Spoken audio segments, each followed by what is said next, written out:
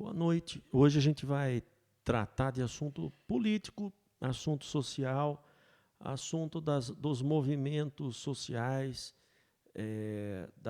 do socialismo, do capitalismo. Nós vamos falar da origem da democracia na Grécia, em Roma.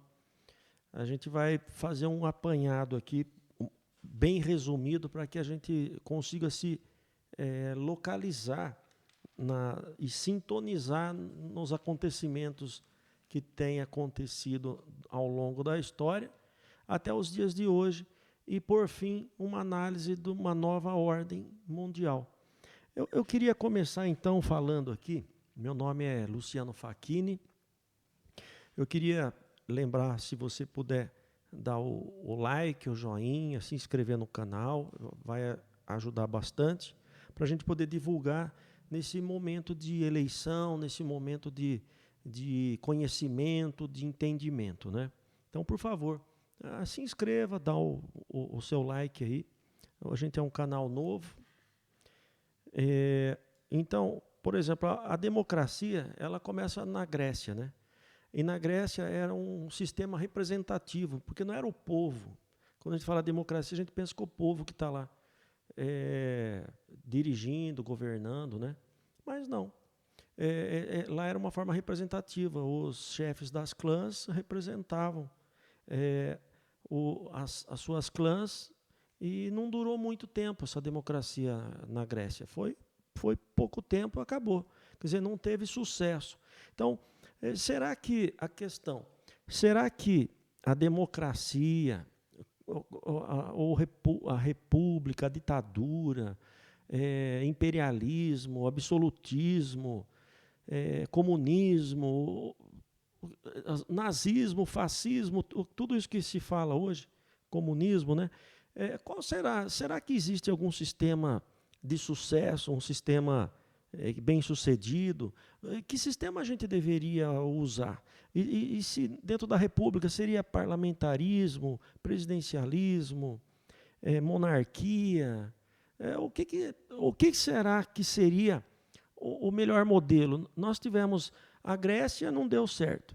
A gente passou por Roma, teve a democracia lá também republicana, teve o Senado, começou a afundar também o Roma, essa questão do Senado e tal, muita burocracia, muita corrupção, até que sempre quando tem desordem e desequilíbrio, vem um que se aproveita e vira lá o soberano. Sempre é assim. Aí vem o César e vira um império. Aí, sendo império, progrediu de novo, mas existem as barbaridades do absolutismo, né? Porque daí o império, ele mata pessoas, ele persegue pessoas, embora sempre haja nessas ditaduras algum sucesso nesses momentos. Então você olha lá, pegando a história, né? A gente vê o Brasil, ele teve uma monarquia portuguesa até Dom Pedro II, foi muito bem. Inclusive ele era o moderador, o poder moderador. Existia um equilíbrio, existia paz e equilíbrio. Depois disso veio a democracia, a República Brasileira. Aí começa a dar problema, todo mundo quer mandar, ninguém sabe como mandar, ninguém sabe como fazer. Cachorro que tem muito dono, não morre de fome, né? Aí depois vem os movimentos ali de revolta, porque gera desequilíbrio, daí vem o tenentismo, depois vem, como eu falo sempre, depois sempre vem um ditador, daí veio Vargas.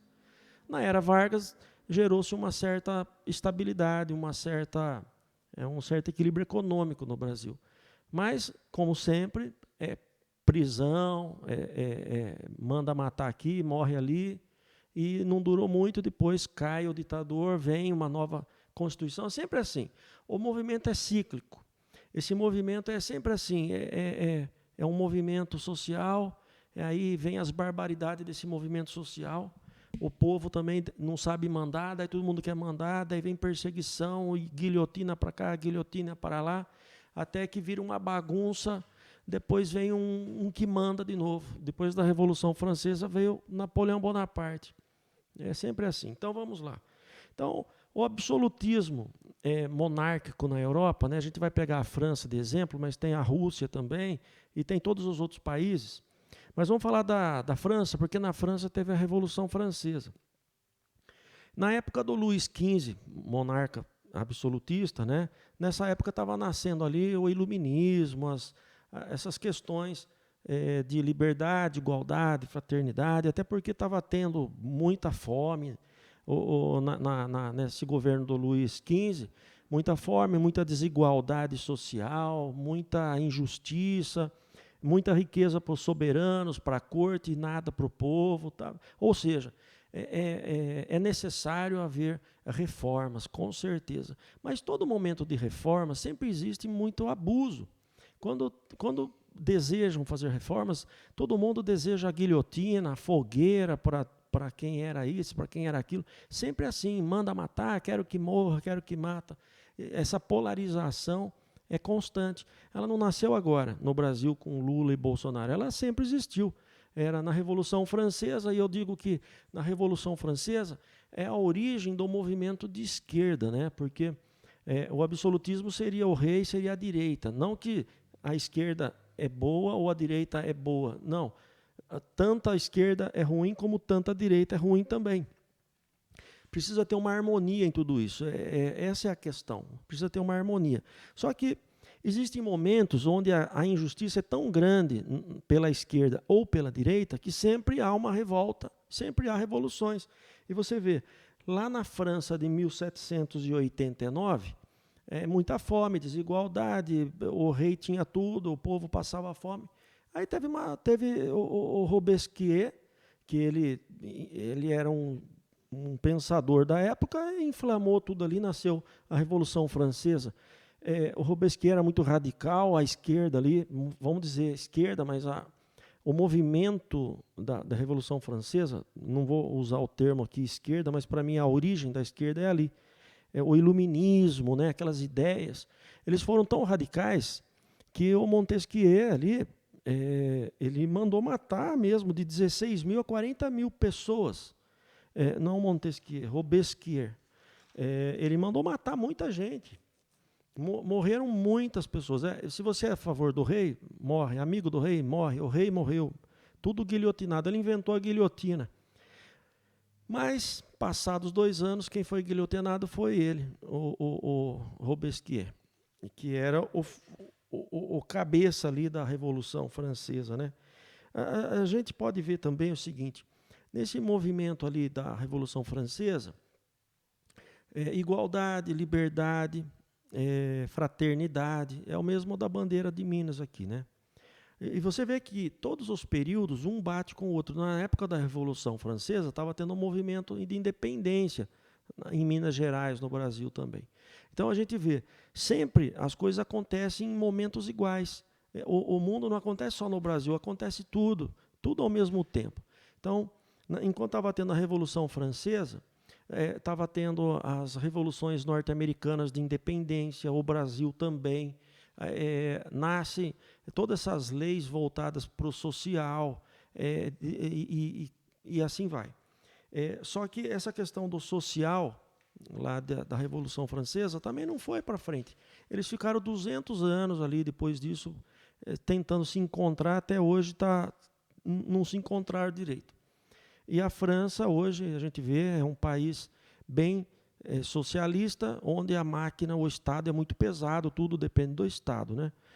O liberalismo ali, da produtividade e tudo mais, já nasceu um pouco mais ali na Revolução Francesa, veio a Revolução Industrial, antes da Revolução Francesa, já começou a Revolução Industrial na Inglaterra, e ali era o liberalismo.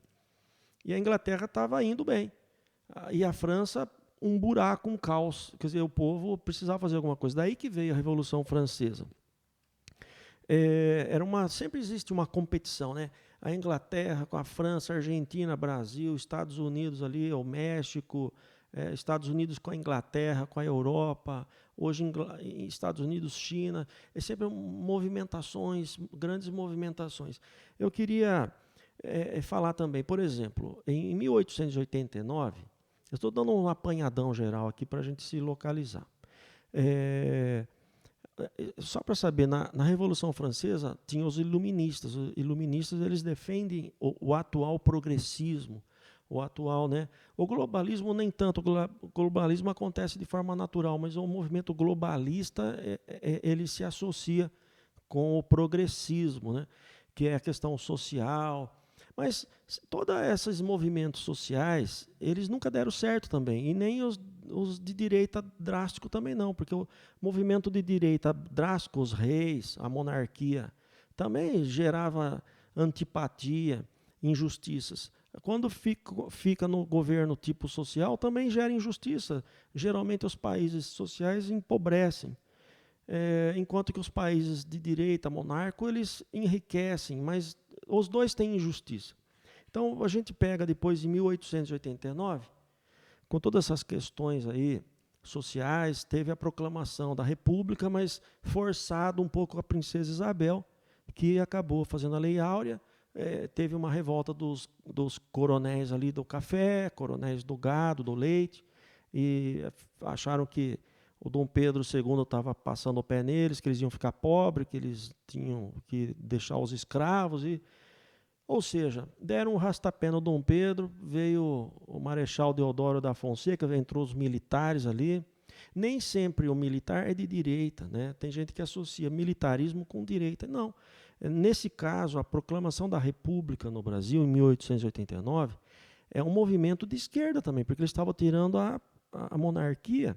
Então estava entrando o Marechal Deodoro, Floriano Peixoto, e nesse momento eles estavam querendo fazer as reformas sociais também, mas baseado numa revolta também financeira, porque estava mexendo no bolso dos coronéis ali. Mas sempre aproveita para fazer reformas sociais e tudo mais.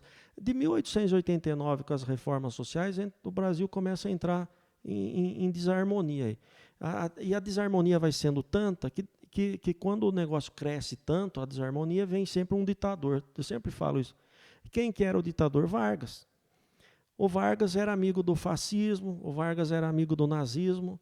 Ele foi forçado a ficar a favor dos aliados na Segunda Guerra Mundial, porque os Estados Unidos pressionou, mas ele era amigo do fascismo e do nazismo, ao mesmo tempo que ele era parece ultradireita, ao mesmo tempo foi através dele que nasceu a esquerda muito forte no Brasil, porque foi através do Getúlio Vargas que nasceram os sindicatos, a CLT, os movimentos sociais populistas.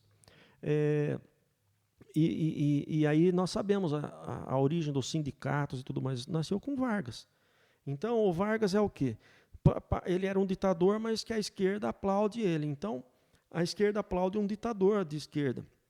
Assim como a esquerda aplaude um ditador de esquerda, que é o Fidel Castro. Na verdade, todos os países de esquerda sempre é um ditador. Então, será que quando a esquerda derruba um ditador de direita, ela também é a solução de tudo? Porque na sequência ela coloca um ditador de esquerda, Fidel Castro, Che Guevara, assassino, matador. Lá na Coreia do Norte, o Shin, esqueci o nome do coreano lá, que esse sim posso dizer que é um genocida, e é de esquerda. O comunista chinês também, são todos ditadores. Na Rússia sempre foram ditadores, o Lenin, Stalin, Nikita e assim por diante. E hoje o Putin também é um ditador, porque está lá há mais de 20 anos. Então, onde que está o equilíbrio nesses movimentos, seja de esquerda ou de direita? Quando é muito esquerda, é ditador. Quando é muito direita, também é ditador. Pinochet no Chile, os militares no Brasil, o Getúlio Vargas, que a gente não sabe, ele era ultradireita, ficou meio ultra-esquerda. A gente pega também vários, né? Na Nicarágua lá também tem esqueci o nome do ditador lá da Nicarágua. Ou seja, sempre tem um ditador. Você vê movimentos extremados, né? Assim como você observa, voltando na Revolução Francesa, a situação que os iluministas, a esquerda daquela época, estavam buscando reformas sociais, e eles mataram muita gente que era opositor, vai tudo para a guilhotina. O caos veio crescendo, crescendo. Em 20 anos ali veio Napoleão Bonaparte, virou um ultraditador militar de direita. Só que ele não ficou só na França, ele começou a invadir o mundo inteiro, a Europa inteira ali. Até que ele tentou também invadir Portugal, a corte portuguesa mudou aqui para o Brasil, né? E por incrível que pareça, o único país colônia que virou capital do império foi o Brasil. O Brasil tem tudo para ser ótimo, tudo para ser o primeiro e com certeza seremos. Mas a gente precisa se ajustar. A gente observa, né, que na época da proclamação da República, a República era um complô ali contra a monarquia. Para mim, foi uma judiação a instauração ali da República. A gente não foi para frente, a gente foi para trás com a República. Tudo começou a dar mal. E a partir dali que vem tudo ruim, depois vem o Vargas, ditador, depois do Vargas estavam tendo aqueles movimentos na época dos anos 50 de esquerda, Cuba em 58, a Coreia em 57, 58, e movimentos na China, ou seja, a expansão ali do comunismo russo para o mundo e América Latina. A gente vê que tudo acontece sincronizado. E sendo assim, a gente vê que sempre é cíclico. Se está acontecendo aqui, daqui a pouco vai acontecer assado. Por exemplo, hoje a gente observa, né? O Brasil, depois do militarismo, que era de direita, assim que os militares saíram, vieram à esquerda, mas veio de um jeito que era para ser equilibrado. Antes do militarismo, ele deu margem de novo, por causa do Getúlio Vargas e tudo mais, deu margem para a esquerda, né? Depois de 45 ali, nessa época de 50, 58, Cuba, estava tendo revoluções aqui no Brasil, da esquerda, né? As bombas, a Dilma tacando bomba aí nos bancos e assim por diante. Estava fervendo aqui no Brasil essa questão de movimento de esquerda, comunismo, tudo mais. Aí que entra o militarismo para acabar com essa desordem. É sempre assim, tem aquele movimento social para descobrir uma paz, para descobrir um equilíbrio social, mas sempre gera um distúrbio social. Aí sempre, como eu disse, dá margem para uma ditadura. Vieram os militares, colocaram a ordem no Brasil, para isso passou a progredir, prosperou. Aí ele sai, entrega em 82 ali para a nossa democracia. Essa democracia nossa vira uma bagunça de novo, é feita uma constituinte. Quando tem época de constituinte sempre tem bagunça, porque é uma insegurança, sempre é insegurança em época de mudança de constituição. O que vai ser, como que vai ser, é uma insegurança. E essa nossa Constituição, ela veio com muita esperança, porque ela mescla socialismo com liberalismo. Então ela tem todos os direitos e garantias fundamentais do ser humano, com base na Revolução Francesa, né? Aqui tem o princípio dos direitos humanos, né? Na nossa Constituição recepciona esses direitos adquiridos na Revolução Francesa, que é muito bom. Esse aspecto é muito bom. Do direito social brasileiro, do direito social do ser humano. Ao mesmo tempo, a nossa Constituição, no artigo 170, fala da livre iniciativa das empresas, proteção da pequena empresa, benefícios para crescimento industrial, e precisa, porque se não tiver indústria e comércio, não tem faturamento de tributo, não tem pagamento, acaba, não tem emprego. Se não tiver empresa, não tem emprego. Então a gente vê daí movimentos sindicais, parece que eles vêm para derrubar as empresas, parece que os movimentos sindicalistas de esquerda, eles vêm para acabar com tudo isso, acabar com o patrimônio, acabar com o capital, com o capitalismo, com quem gera emprego. É inimigo deles. Não é inimigo. O dono do capital, o industrial, ele está gerando emprego, ele está gerando renda, ele está gerando riqueza para o país. E essa riqueza gera imposto, gera emprego. Aí, claro, o movimento social, junto com o empresarial, junto com o industrial, ele pode gerar um equilíbrio. Se tiver o equilíbrio, a gente tinha tudo, ainda nós temos tudo para ser um país maravilhoso, porque a gente não é um país de esquerda, e a gente também não é um país de direita. É um país que mescla o social com o liberal. Nós vemos, por exemplo, o SUS no Brasil. Poucos países, geralmente, quem que tem um SUS? Que país que abraça essa causa de saúde e que é obrigação do governo dar saúde, dar lazer, dar moradia, dignidade, né? São países comunistas que falam isso.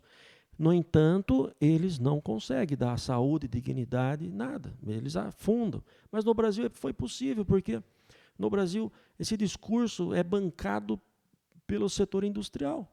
Então pesa muito aqui para as empresas no Brasil bancar todo esse setor social. Mas no Brasil tem sido assim. Precisa gerar um pouco mais de equilíbrio, precisa. Mas o Brasil estava indo bem, até que esses 30 anos de esquerda aqui no Brasil gerou grandes distúrbios, roubalheiras, e aí vem uma pessoa que é o Messias, que inclusive o nome tem lá, né? Jair Messias Bolsonaro. Depois de Lula, Dilma, mensalão, petrolão, roubalheira demais. Aí, como sempre, um Bonaparte, sempre um ditador, mas eu sei que o Bolsonaro não é um ditador. Ele não está fazendo nada nesse nível, mas o povo busca isso. Como sempre, busca-se a guilhotina, busca-se a fogueira, né? Seja pela esquerda, seja pela direita, a gente vê isso. E a esquerda também. Os movimentos progressistas, eles acham outras fórmulas de gerar controle social. Aí vem questão de remédios, epidemias, né? Vem gerando controle. Quem não entra no controle vai para a fogueira, perde emprego, não entra aqui, não entra ali, não pode isso, não pode aquilo. Ou seja, quem está lutando naquele momento está achando que está tudo certo, está brigando, está defendendo. Mas quando a gente olha um globo aqui, a história no geral, a gente vê que sempre vai dar pau. Sempre vai dar um problema, sempre. Sempre vai dar um problema, e dá sempre. Então, o absolutismo na França, a gente pode ver o Napoleão, nasce o Napoleão, a Revolução Francesa, o próprio Robespierre, que era o cara lá, que era o radical, ele mesmo que guilhotinava, ele foi guilhotinado.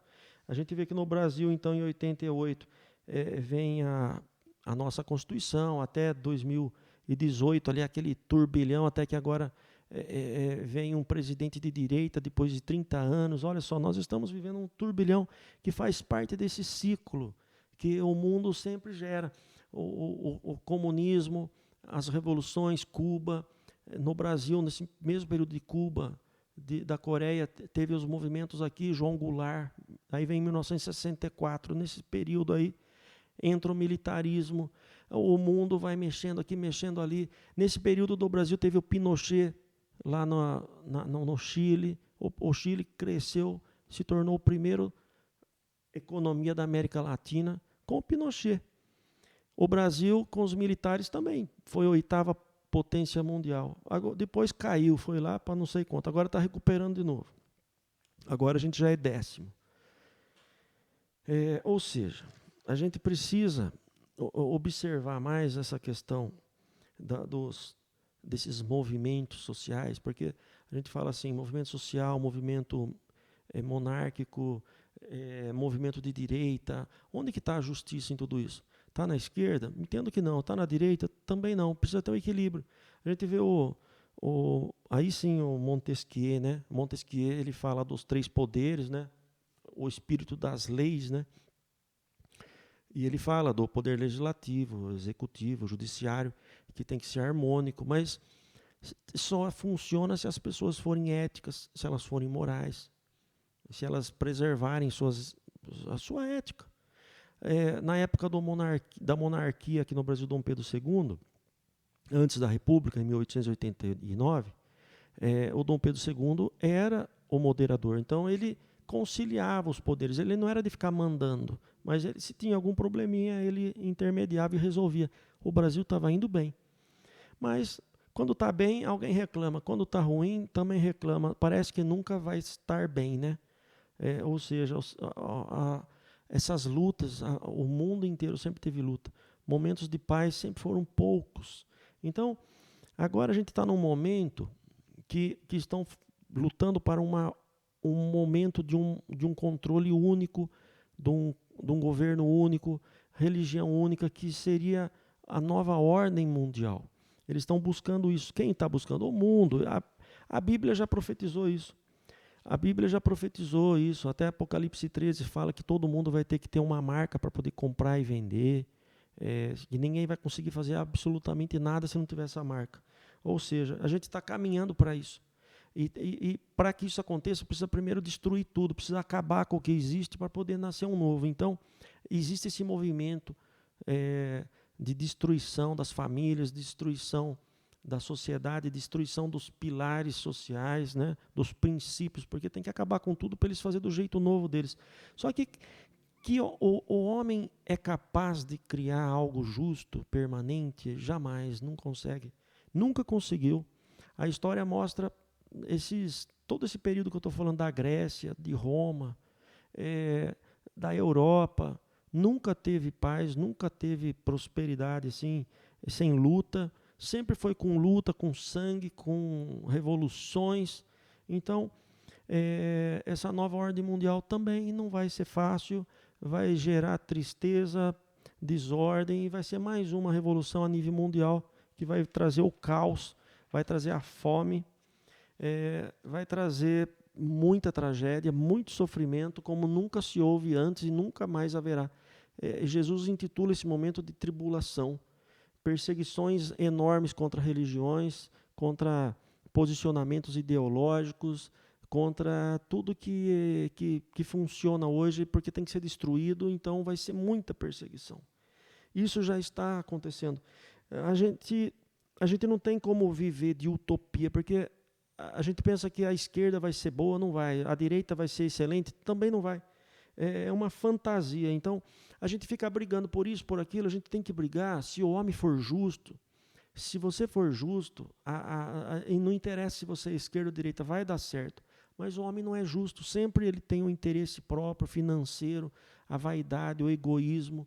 Basta subir o poder, ele já se corrompe. Então, para mim, o principal pilar, a minha política é levar o Evangelho. O Evangelho do Senhor Jesus, trazendo a justiça no ser humano, para que seja em qualquer situação política, haja paz, haja prosperidade.